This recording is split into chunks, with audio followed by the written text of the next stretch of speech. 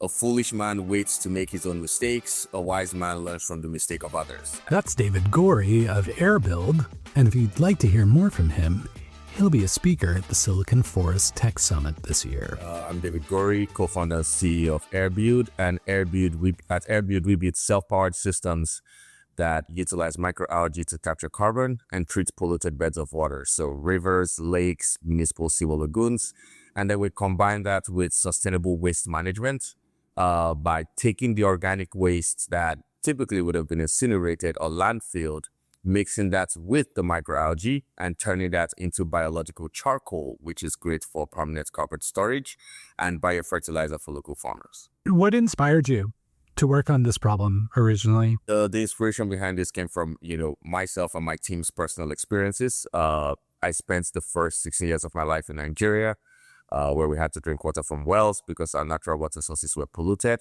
My co-founder, Richard from Kenya, lost his mother and sister to waterborne diseases. So this came from our own personal experiences. We came to this country, got a bunch of degrees, got a lot of experience. I started thinking about how we can make life better for people in those situations, that we were in. And that pretty much just culminated into, this solution that we're building, and we're very excited about it. I love that you're working on this, and I love seeing innovation used in a way that can impact so many people in a positive way. So thank you for the work you're doing, and I'm super excited that I get to share the story with others. Shifting gears just a little bit, I always find that founders are often the best mentors for other founders. And so I was wondering if I could ask for one piece of advice from you that you might give to somebody who's either just started on their startup journey or who might be thinking about taking that leap. I will give the advice that I still tell myself today. I think it's all about resilience. It's not an easy journey. It's not. Sometimes it's fun. Sometimes it's not. It has its ups and downs. But if you believe in, your mission and what you're building, you will see it through. Nothing good ever comes easy, and this will not either. So it's more about that resilience and, above all, finding your market. If no one's willing to pay for what you're building, then that's a science project and not, a business. So find your customers, find your tribe, and be resilient.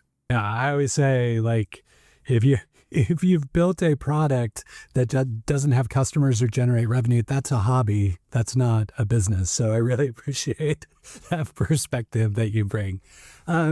Speaking to the challenges of being a founder, it is hard. It is lonely. Do you find that you have a specific resource that you find yourself relying on time and time again, either as a person or a human, just to help you through this journey? For me, it's about my community. I aggressively rely on the people around me, those who are entrepreneurs, founders, advisors, mentors, my team, as well as just family.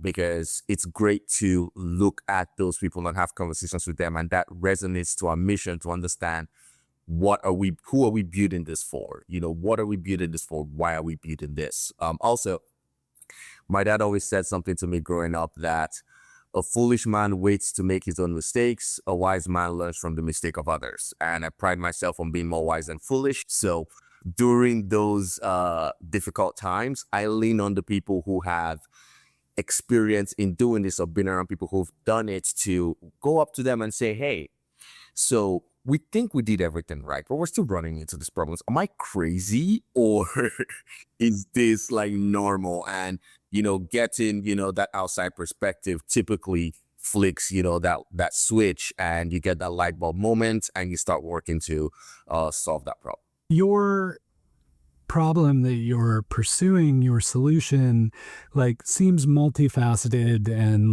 obviously deeply technical and science driven as well. How can we who are, listening to your story, how can we be most helpful to you and the company right now? What can we be doing to help you? Just supporting and sharing, what we're doing. I think that's really what we can ask for. Like I said, it's about the community. This infrastructure does not sell itself. This is obviously a community-led endeavor. So really just supporting, liking our posts, sharing with your network so that more people can see what we're building and how it impacts them. I think that's really the loudest thing that you guys can do to support us right now. Do you have a startup story to tell? I would love to hear from you.